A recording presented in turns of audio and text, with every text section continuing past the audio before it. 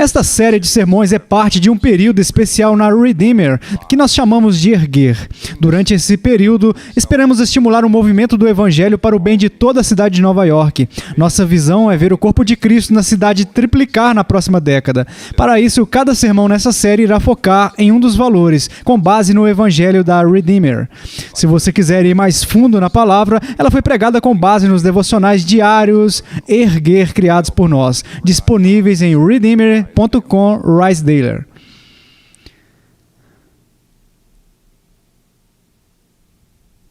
A palavra desta manhã está em Gálatas, capítulo 2, versículo 11 até o 21. Quando, porém, Cefas veio a Antioquia, resisti-lhe face a face, porque se tornara repreensível. Com efeito, antes de chegarem alguns da parte de Tiago, comia com os gentios. Quando, porém, chegaram, afastou-se e, por fim, veio a apartar-se, temendo os da circuncisão. E também os demais judeus dissimularam com ele, a ponto de o próprio Barnabé ter se deixado levar pela dissimulação deles. Quando, porém, vi que não procediam corretamente segundo a verdade do Evangelho, disse a Cefas, na presença de todos: se sendo tu judeu, vives como gentio e não como judeu, por que obrigas os gentios a viverem como judeus? Nós, judeus por natureza e não pecadores dentre os gentios, sabendo, contudo, que o homem não é justificado por obras da lei, e sim, mediante a fé em Cristo Jesus, também temos crido em Cristo Jesus para que fôssemos justificados pela fé em Cristo e não por obras da lei, pois por obras da lei ninguém será justificado. Mas se, procurando ser justificados em Cristo, fomos nós mesmos também achados pecadores, dar-se-á o caso de ser Cristo ministro do pecado? Certo que não, porque se torno a edificar aquilo que destruí, a mim mesmo me constituo transgressor, porque eu, mediante a própria lei, morri para a lei, a fim de viver para Deus. Estou crucificado com Cristo, logo já não sou eu quem vive, mas Cristo vive em mim. E esse viver que agora tenho na carne, vivo pela fé no Filho de Deus, que me amou e a si mesmo se entregou por mim. Não anulo a graça de Deus, pois se a justiça é mediante a lei, segue-se que morreu Cristo em vão. A palavra do Senhor. Então, nas próximas semanas, por intermédio do que nós estamos nomeando de campanha Erguer, nós vamos desdobrar a visão Redeemer para os próximos 10 anos. O tipo de ministério que nós pensamos que a Redeemer terá, e nós esperamos e oramos para que a tenhamos no futuro. Isso inclui que a Redeemer se tornará igrejas de famílias unidas e enraizadas nas suas vizinhanças, alcançando e servindo a cidade de maneiras que nós sempre sonhamos, mas em muitas formas que nós apenas sonhamos até aqui. Nós realmente achamos e acreditamos que o que vamos falar tornará possível para nós ministrarmos de formas que nós sonhamos, mas não conseguimos. Mas agora nós podemos realmente ser capazes de realizar muito do que nós sonhamos no passado. Eu vou fazer o que nós precisamos nas próximas semanas para ver qual é a visão e o ministério da Redeemer. Os valores fundamentais da Redeemer, ou a sua visão abrangente, estão no nosso site em uma declaração única. Como Igreja de Jesus Cristo, Redeemer existe para ajudar a construir uma excelente cidade para todas as pessoas através do mover do Evangelho que traz conversão pessoal, formação comunitária, justiça social e renovação cultural para Nova York e através dela para o mundo. Nessa declaração estão inclusas várias partes que nós vamos olhar uma após a outra nas próximas semanas. Partes desses valores fundamentais da nossa visão.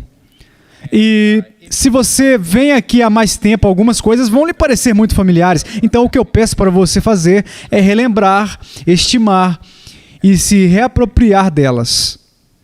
E se por outro lado você é novo, o que a maioria é, então eu acho que esse será um caminho de extrema importância para entender a mensagem do ministério da Redeemer, que realmente é. Obviamente, o primeiro, o central, o coração, o fundamento é esse. Nós queremos ser um movimento do Evangelho. O Evangelho. Então, esta noite nós vamos olhar para o Evangelho. Você diz, nós não acabamos de gastar um conjunto de semanas olhando para as bênçãos do Evangelho, o que é o Evangelho, o que o Evangelho traz? Sim, e assim sendo, eu não vou fazer uma pequena recapitulação esta noite, porque de alguma maneira já falamos sobre o que é o Evangelho. Mas o que eu gostaria de falar com vocês esta noite é como o Evangelho deve estar operando na sua vida. Como o Evangelho deve estar operando na vida de vocês. Vamos olhar essa famosa passagem do livro de Gálatas. Veremos, antes de tudo, o coração do Evangelho. Vamos ter certeza de que o identificamos. O coração do Evangelho. Então, veremos a centralidade do Evangelho, o papel que ele deveria ter e, no final, então, finalmente, o poder concedido pelo Evangelho. O coração do Evangelho, a centralidade do Evangelho e o poder do Evangelho.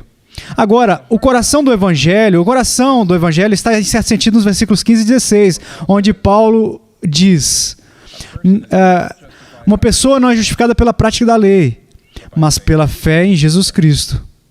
Porque pela prática da lei ninguém será justificado. Agora, justificado significa estar reto com Deus, fique justo com Deus.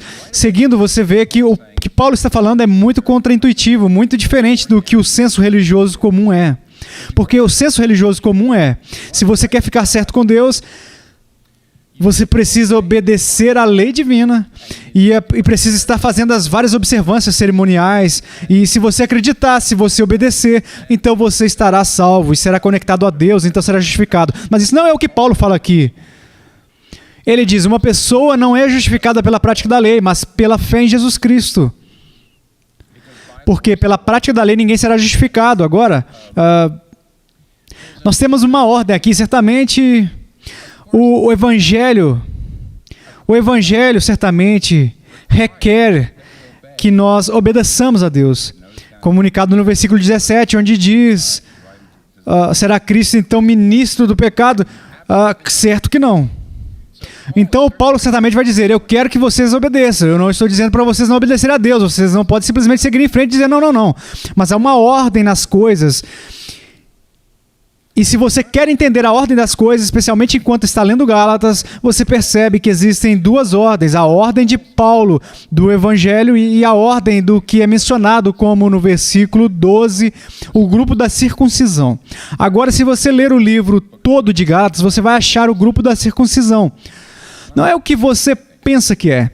Era um grupo de professores judeus que aceitaram Jesus como Messias. Eles não rejeitaram a fé em Jesus Cristo. Eles creram que Jesus era o Messias. Eles creram que ele era o Filho de Deus. Ok. Mas eles disseram, vocês precisam obedecer também às práticas da lei. Em particular, vocês precisam obedecer às leis cerimoniais, às leis de comida, a circuncisão, toda a lei mosaica. Você crê em Jesus Cristo, mas você também precisa obedecer se quiser ser salvo.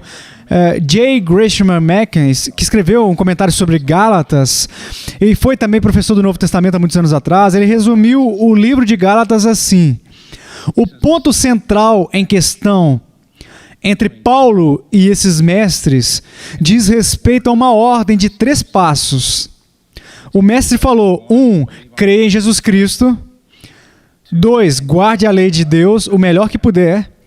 E então, 3, você será salvo. Creia no Senhor Jesus Cristo, 1. Obedeça às leis o máximo que você puder, 2, e então será salvo. Mas Paulo, por outro lado, disse, 1, creia no Senhor Jesus Cristo, 2, nesse momento você é salvo. 3, então você imediatamente procede para guardar a lei de Deus. E então, a discussão não era Jesus, o Filho de Deus, Jesus, o Messias. Não. O grupo da circuncisão e Paulo, eles todos acreditavam nisso.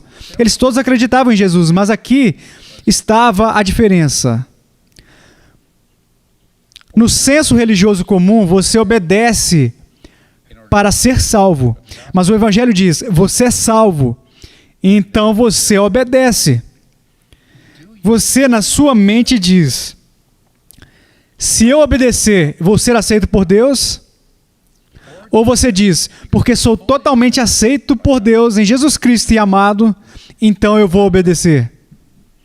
Essas são 2 ordens totalmente diferentes. E o que eu quero mostrar para vocês é que ambos têm obediência, certo? Você obedece a Deus para ser aceito, ou você é aceito em Jesus Cristo, então obedece. Você diz, bem, ambos estão obedecendo a Deus, ambos estão lendo a Bíblia, ambos estão orando, ambos estão obedecendo os 10 mandamentos, sim, mas de formas totalmente diferentes. Radicalmente, com motivações totalmente diferentes e com dois efeitos totalmente diferentes. Porque veja, se sua ordem é obedecer para ser aceito, então o que acontece é que a sua obediência é ansiosa e egoísta. É ansiosa porque você nunca tem certeza. Isso é suficiente? Estou sendo bom bastante? É egoísta porque você pode cuidar dos pobres, obedecer aos 10 mandamentos. Mas para quem você faz? Você faz para ganhar algo? Você faz porque quer ganhar coisas de Deus? Então sim, você está obedecendo a Deus, mas você faz isso com ansiedade e egoísmo. E se você disser, eu obedeço porque sou salvo, o que acontece se você acredita que em Jesus Cristo você já ganhou tudo? O que acontece se você acredita que já recebeu amor, recebeu intimidade, recebeu um futuro garantido, recebeu tudo? Então, por que você obedece a Deus? Por quê? Você obedece a Ele com alegria e você obedece com amor. O que eu posso fazer para o prazer de quem fez isso por mim? O que eu posso fazer para parecer com quem fez isso por mim? Certo? Então você ainda está fazendo as mesmas coisas, mas está fazendo com alegria e de todo o coração, sem ansiedade e não vazio de coração. Quando você ama a Deus e ama as outras pessoas, você está servindo a Deus e servindo as outras pessoas, você faz para eles. Enquanto que se você obedece para ser aceito, está fazendo para você. Agora escute, eu não tenho nenhuma alegria nessa palavra. A maioria das pessoas que participam na igreja tem a ordem na mente do grupo da circuncisão. A maioria das pessoas que participam na igreja diz, eu acredito, tenho que obedecer, então eu vou ser salvo.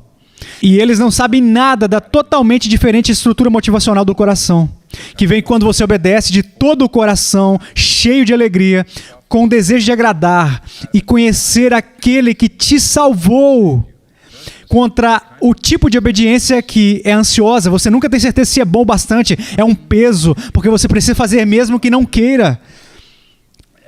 Você fica desconfiado porque se alguém te critica, você fica muito chateado, porque é importante para você pensar em você como uma boa pessoa, você precisa pensar em você como uma boa pessoa, ou de outro modo Deus não vai me abençoar. Olha, duas pessoas podem sentar na mesma linha da igreja, próximas uma da outra, ambas leem suas Bíblias toda manhã, ambas estão tentando orar, falando as orações, ambas estão tentando viver uma vida boa, ambas estão tentando imitar a Jesus, porque acreditam que Jesus é o Messias.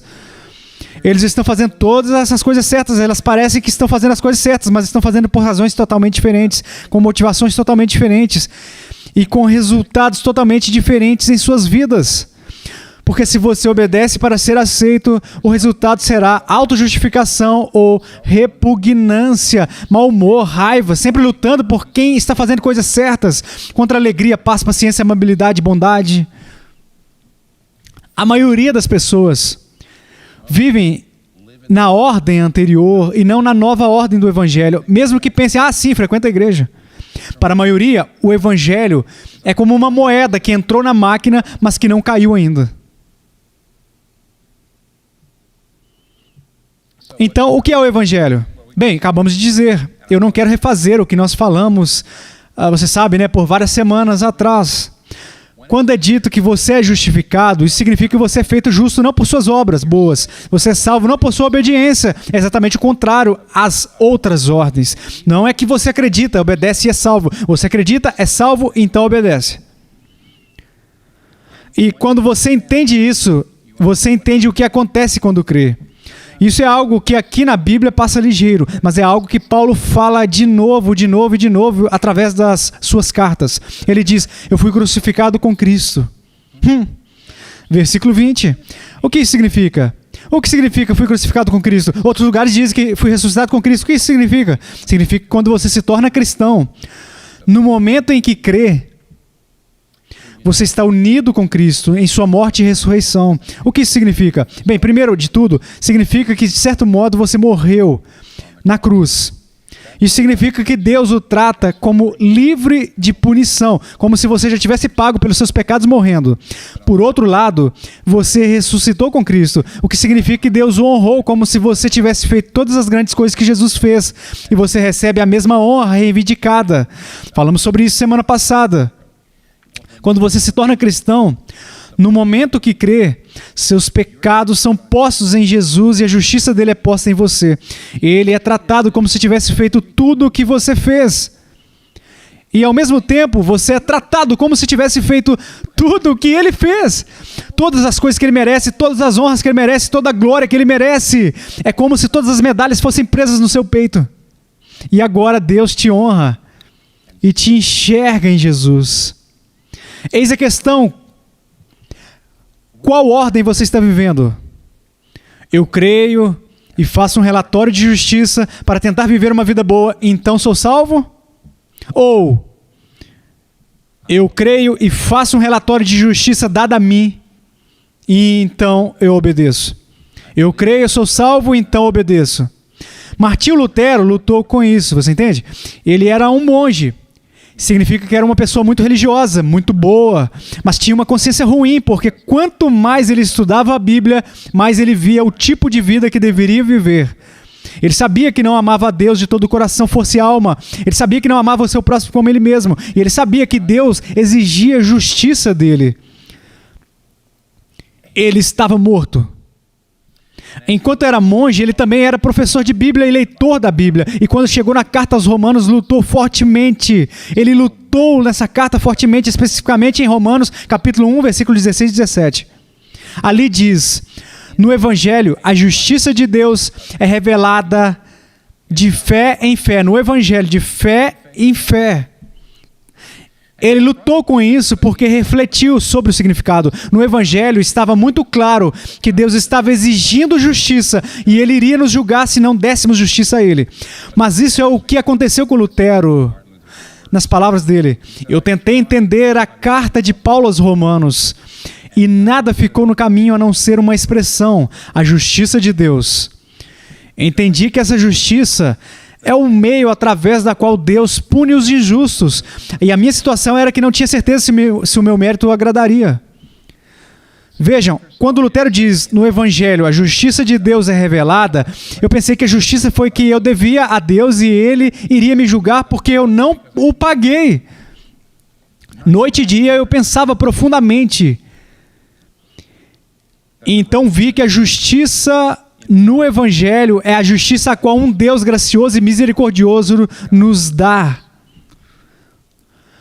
Lutero de repente percebe, espera um minuto, eu não dou a Deus uma justiça, então ele me abençoa. Deus me dá uma justiça perfeita em Jesus Cristo, então eu vivo para ele.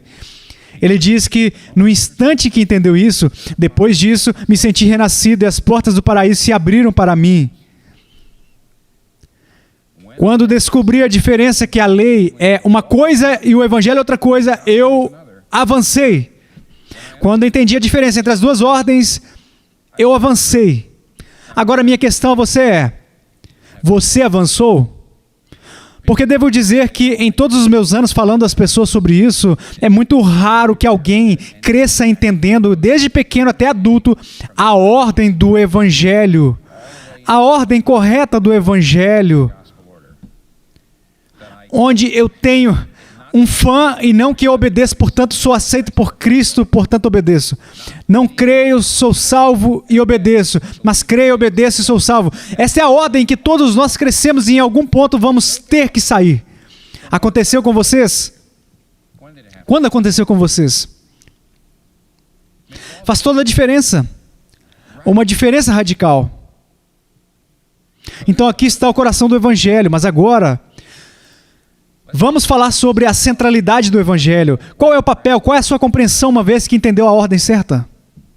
Qual a diferença que está fazendo em sua vida? Com certeza a resposta é toda a diferença no mundo, mas vamos olhar os versos 11 a 14. Versos cruciais. Aqui vamos precisar um pouco da história de fundo. Ela diz, quando porém Cefas, isso é Pedro, é a forma grega para a palavra Pedro, Simão Pedro.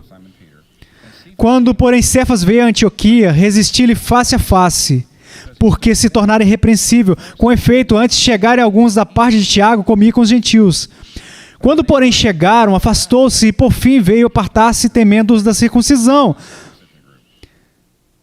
Então, os demais judeus dissimularam com ele, a ponto de o próprio Barnabé ter se deixado levar pela dissimulação deles. Ok. Qual a história de fundo aqui? Bem, é considerável em vários aspectos. Com certeza, Pedro era judeu, e os judeus, por séculos, tinham obedecido o que você pode chamar de lei cerimonial mosaica. Os judeus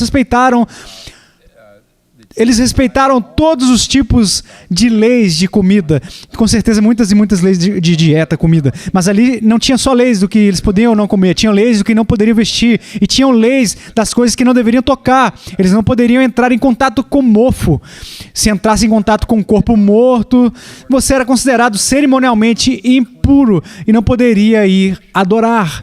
Você não poderia ir na presença de Deus no sábado. Não poderia ir ao tabernáculo e nem ao templo. Então veja, se tocasse certas coisas, se comesse certas coisas, se vestisse certas coisas, você estaria impuro e não poderia ir a Deus. E com certeza, os judeus trabalharam muito para ficarem puros, cerimonialmente puros. Mas com certeza os gentios ao redor deles, não. Os gentios ao redor deles comiam coisas erradas, vestiam coisas impuras, tocavam em coisas impuras. Então era quase impossível para os judeus não se sentirem como estamos puros, estamos bem, e os gentios estão impuros e são profanos. E isso começou a se tornar um tipo de senso de superioridade racial. Mas quando Jesus Cristo veio, ele disse algo muito profundo sobre não só as leis cerimoniais, mas as outras partes de adoração do Antigo Testamento. Veja, a adoração do Antigo Testamento tem duas partes. As leis de purificação e os sacrifícios. As leis de purificação eram extraordinariamente difíceis de manter. Eu quero dizer, você precisava observar tudo que toca, tudo que come, tudo nesse sentido. Era muito difícil de ficar cerimonialmente puro e ser capaz de adorar a Deus no sábado. Mas o interessante sobre os sacrifícios de animais, a expiação de sangue para seus pecados, os sacrifícios provaram que não importa o quanto eles tentem se manter puros, eles nunca conseguirão. Ninguém pode deixar eles cerimonialmente puros, ninguém pode deixar eles perfeitamente puros. Tem um Deus santo e você é falho e impuro para estar perante um Deus santo. Tinha-se um problema, mas não importa o quanto tentasse, nunca conseguiria manter-se perfeitamente puro. Você precisava dos sacrifícios. Quando Jesus veio, ele disse duas coisas radicais. A primeira, é claro, ele disse que ele era o sacrifício. Ele era o Cordeiro Pascual, do qual o sangue foi passado nas portas. Ele foi o sacrifício para o qual os outros sacrifícios apontavam. O que significa que quando você creu nele, você cumpriu todos os sacrifícios. Ele expiou os pecados, por isso os que creram não precisam fazer mais sacrifício. Do mesmo jeito eram as leis de purificação. Apenas em Jesus Cristo você é puro. Apenas em Jesus Cristo você é aceito. E, portanto, no sentido de cumprir todas as leis cerimoniais, as leis de purificação, seus discípulos não precisam seguir elas também. Seguir elas também. Essa era uma coisa resistente nos judeus cristãos de compreender. Em Cristo, todos são igualmente impuros. Em Cristo também, sendo gentil ou fazendo o que for, em Cristo você é igualmente salvo e não condenado. Você é igualmente condenado e igualmente salvo. Mas temos uma coisa resistente nos judeus, emocionalmente e culturalmente. Entender que agora que conheço essas coisas, eu me encontro com essa pessoa aqui, ele está comendo algo impuro, está tudo certo, mas era uma coisa difícil. Apesar de Jesus ter dito aos discípulos que as leis de purificação não estavam mais em vigor, Deus teve que vir a Pedro.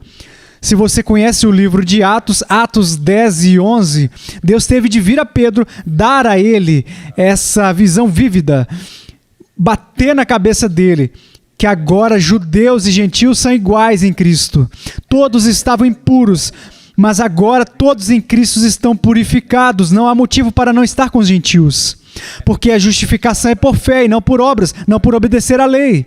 Portanto, você não precisa estar separado dos gentios, como se sentisse mais racialmente puro ou espiritualmente superior. E Deus chegou a Pedro, como é dito aqui no versículo 12, pois antes de chegar a alguns da parte de Tiago, ele comia com os gentios. Quero dizer, Pedro tinha mudado, Deus tinha falado com ele. Mas então diz que quando eles chegaram, os da circuncisão, eles desprezaram qualquer judeu cristão que comia com os gentios. O que com certeza aconteceu com Pedro e também com Barnabé. Então todos começaram a puxar os judeus cristãos que comiam com os gentios cristãos, aqueles que eram para eles impuros. Então, o que Paulo faz? Versículo 14, o verso crítico dessa passagem.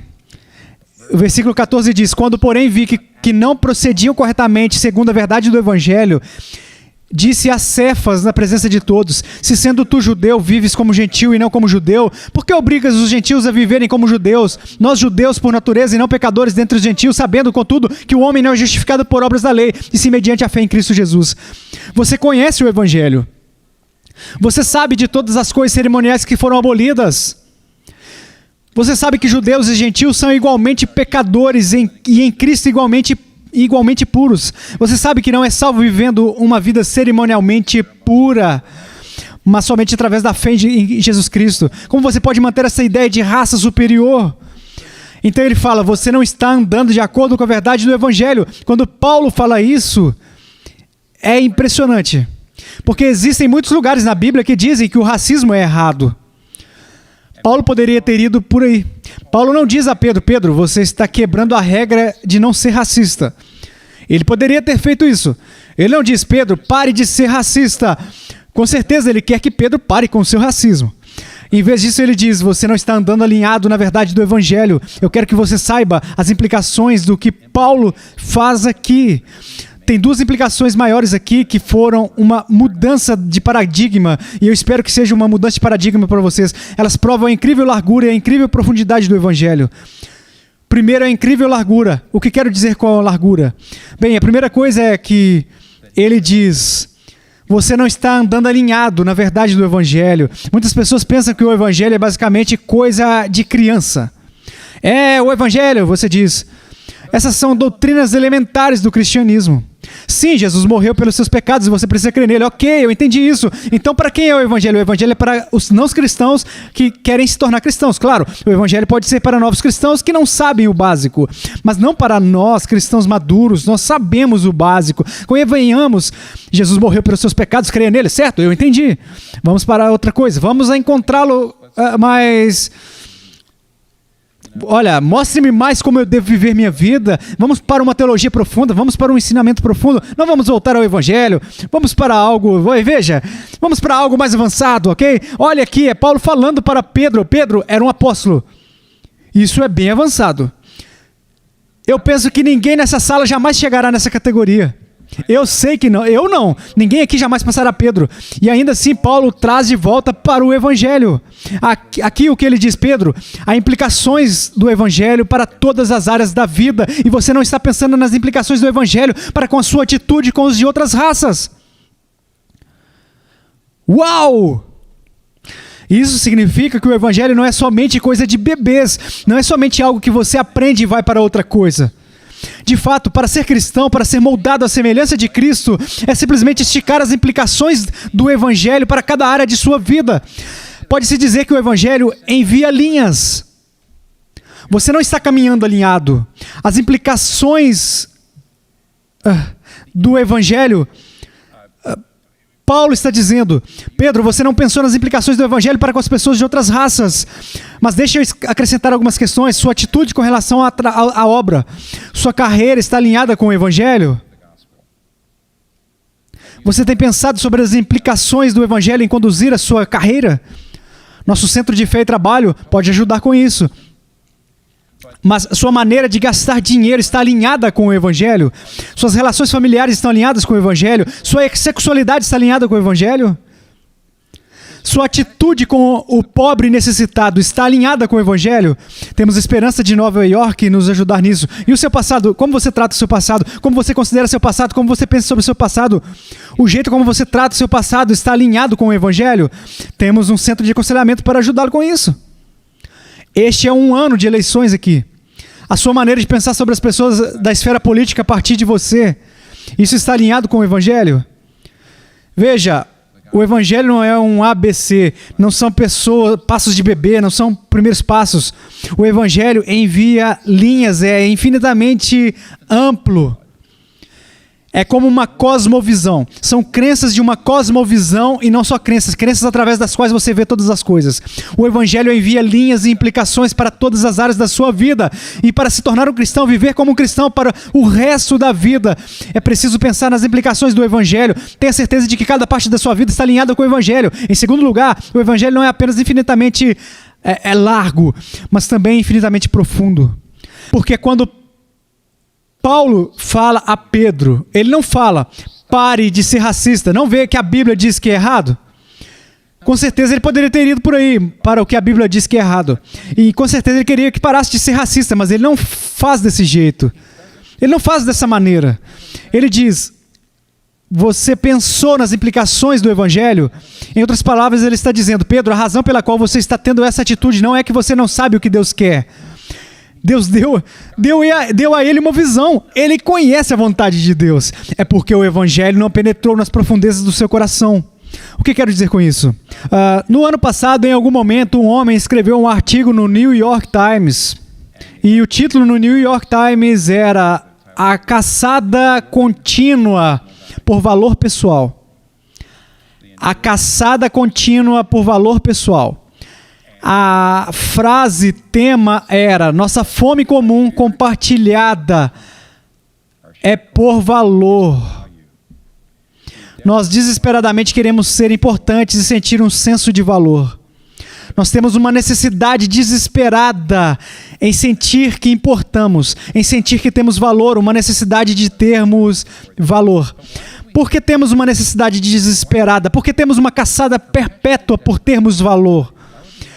Porque temos essa necessidade em sentir que nós temos valor, que nós importamos. A única resposta para isso é porque nós temos medo de não ter.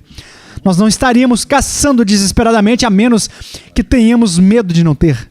Ok? Se eles estão todos com medo, como fazemos? Assegurando a nós mesmos que temos, que importamos. Nós temos valor, nós temos mérito. Bem, são muitos os caminhos e um deles você pode olhar para baixo, para outras classes, outras raças, outras culturas, outros grupos de pessoas. Você pode dizer, eu não sou como eles. A minha vida é mais digna porque eu não sou como essas pessoas. Ou a sua carreira. Você pode dizer, eu sou importante, eu tenho valor, eu sou digno, porque olhem como eu tenho sucesso. Ou romance. Você pode dizer, eu preciso me sentir necessário, eu preciso me sentir desejado. E quando me sinto desejado, romântica ou sexualmente, então é como um sopro de vida. É como aquele sopro vital de vida. Então é como eu tenho valor, eu sou digno. O que você está fazendo em todas essas instâncias? Você sabe o que está fazendo? Você está justificando a si mesmo. Você está justificando a sua existência. Você está obtendo um senso de valor, você está obtendo um senso de dignidade. Você está assegurando a você mesmo que você é importante. Mas veja, se você diz a alguém, pare de trabalhar em excesso, ou saia desses relacionamentos, você não deveria fazer isso, mas não consegue porque você está viciado neles. Ou pare de olhar as pessoas de cima para baixo, pare de ter essas atitudes de racismo. A razão pela qual as pessoas não podem simplesmente parar, se você apenas bater em suas vontades e dizer pare, você poderia envergonhá-las temporariamente para não terem esse comportamento. Mas eles vão voltar ou achar algum outro jeito de lidar com o quê? Com a caçada contínua por valor. A necessidade desesperada de ter certeza que importamos, que temos valor, teremos que lutar em algum lugar. Então, se Paulo tivesse apenas dito a Pedro, Pedro, pare, poderia tê-lo envergonhado. Ele não fez isso. Ele diz, o que você precisa é uma mudança de coração. O que é que o coração necessita? Ele necessita do Evangelho. Porque o Evangelho te dá a única forma de identidade pessoal, não baseada em um valor ou mérito que é conquistado, é recebido. Não é conquistado, é recebido. Então não varia de acordo com a sua performance. Não tem base na sua ficha, mas na ficha dele. É saber que você é belo para o único par de olhos no universo cuja opinião importa. Então o Evangelho deveria ser o fim para a caçada contínua por valor pessoal. Ele diz, a caçada contínua de que sempre estamos procurando por valor pessoal, ele diz, nunca encontramos. Está errado. Se você é cristão, a caçada acabou. Está finalizada. Mas alguns de vocês estão dizendo, espere um minuto, ok. tem um problema. Eu tenho vindo na Redeemer e ouvi isso antes e penso que você me deu um questionário do Evangelho. O que é justificação? O que é substituição? Eu realmente acho que se você me deu um questionário do Evangelho, acertei tudo. Eu acredito no Evangelho que você é justificado não pelas obras, mas pela fé em Jesus Cristo. Mas sabe o quê? Eu luto com essas coisas. Eu luto com a minha carreira, eu luto com relacionamentos e com o sexo. Eu luto com todas essas coisas. Atualmente estou lutando com todas essas coisas. Por quê? Vou te dizer o porquê. Se você tivesse o infortúnio de ter um encontro pessoal com o apóstolo Paulo, ao invés de Pedro, quais os apontamentos que faria de você? Ele olharia para você e diria: você acredita no Evangelho aqui em cima? Ele faria o mesmo que falou a Pedro: acredita que é justificado pela fé e não por obras. Mas aqui embaixo, no seu coração, está procurando por valor. Você ainda está tentando justificar a si mesmo, ainda está tentando merecer. Em cima você crê no Evangelho, mas embaixo não. Esta é a razão de todos os seus problemas. Eu não sei o que ele falaria a você, mas o meu palpite é esse, o mesmo que foi dito a Pedro. Ele diz: Pedro, pense no Evangelho. Você está tendo problemas com os gentios, você está tendo problemas com pessoas de outras raças, não entende? Se o Evangelho é verdadeiro, se você é um pecador salvo pela graça, não é apenas verdade que você não tem o direito de se sentir superior a ninguém, mas você não tem necessidade. Você obteve o amor do Rei, o Rei e a sua beleza. Você não só não tem o direito de superioridade, mas você também não tem necessidade. Então, se alegre no que você tem em Jesus Cristo. Olha, se alegre orando, cantando, até que seja tão real para você e então essa alegria se torne tão forte que você não necessita se sentir superior a ninguém. Então, qualquer que seja a sua questão, Paulo olharia para você e diria: você tem o mesmo problema. Você entende? É o verso 14. Onde Paulo fala no versículo 14, você pensa que acredita no Evangelho, mas não, você não pensou nas implicações, você não dirigiu-as para o seu coração, você não pensou nas implicações da sua vida. Essa é a razão pela qual Martinho Lutero, com base em Gálatas 2,14, comenta. Ele escreveu um comentário sobre Gálatas, e quando ele chega no versículo 14, ele diz... A verdade aqui, ele diz: a verdade do Evangelho é a principal cláusula de toda a doutrina cristã. Mais necessário que conhecer essa cláusula bem é que a ensinemos aos outros e batamos nas suas cabeças continuamente. O que também significa bater em sua própria cabeça continuamente. Escute, reforma moral não vai transformar a sua vida. Aprender princípios bíblicos e tentar aplicá-los em casa não vai mudar a sua vida. Isso vai mudar a sua vida. Ter o Evangelho, a base da doutrina cristã, e dirigir sua vida através da oração, do louvor, do companheirismo, do conselho uns aos outros, até que faça de você uma nova pessoa. Olha aqui, diz: já não sou eu quem vive, versos 20 e 21. Mas Cristo vive em mim. A vida que agora vivo no corpo, vivo pela fé no Filho de Deus que me amou e se entregou por mim. Viram o paradoxo? Primeiro ele diz: eu não sou eu quem vive, mas Cristo vive em mim. Em certo sentido, quando você se torna cristão, Deus olha para você por intermédio de Cristo e te vê como uma coisa bela. Em certo sentido, então você desaparece. Você acha o seu valor em Cristo. Você não tem de se colocar em mais nada no sentido de buscar um valor. Você o acha em Cristo. Por um lado, eu não vivo, mas Cristo vive em mim. Mas do outro lado, a vida que agora vivo no corpo, então eu vivo uma vida, mas vivo-a em gratidão por aquele que me salvou. Eu nunca me esqueço que anos atrás, falando com uma mulher que foi transformada pelo Evangelho, o que pensei que ela nunca seria, ela sempre estava indo de um relacionamento abusivo para outro com outro homem. E ela mudou completamente. E ela me disse que estava meditando nessas passagens que diziam que sua vida estava escondida com Deus em Cristo. Ou já não sou eu quem vive, você sabe, mas Cristo vive em mim. E ela disse: você sabe a razão do porquê sou capaz de me relacionar com homens, da minha disposição de considerar casar de novo? É porque no meu coração estou olhando para o que eu estou falando. Nossa, seria bom ser seu namorado, até poderia ser bom eu ser sua namorada. Uau! Mas há uma coisa que você nunca será na minha vida. Cristo é minha vida. Você nunca será minha justificação, minha santificação, minha redenção, minha sabedoria. Você nunca será meu valor. Eu costumava fazer isso. Eu costumava fazer do meu parceiro o meu valor. Assim eu os usava. Mas agora, desde que Cristo é meu valor, eu estou livre para amá-los. Você entende como o Evangelho muda tudo? Muda suas estruturas de motivação no coração, muda sua identidade pessoal, muda sua identidade social, todas as coisas. Você sabe por que a Redeemer quer não apenas levar as pessoas para serem mais morais, não apenas levar as pessoas para viverem uma vida mais legal, mas o que a Redeemer quer fazer é colocar o Evangelho na cidade e ver milhares de pessoas conhecerem a liberdade disso.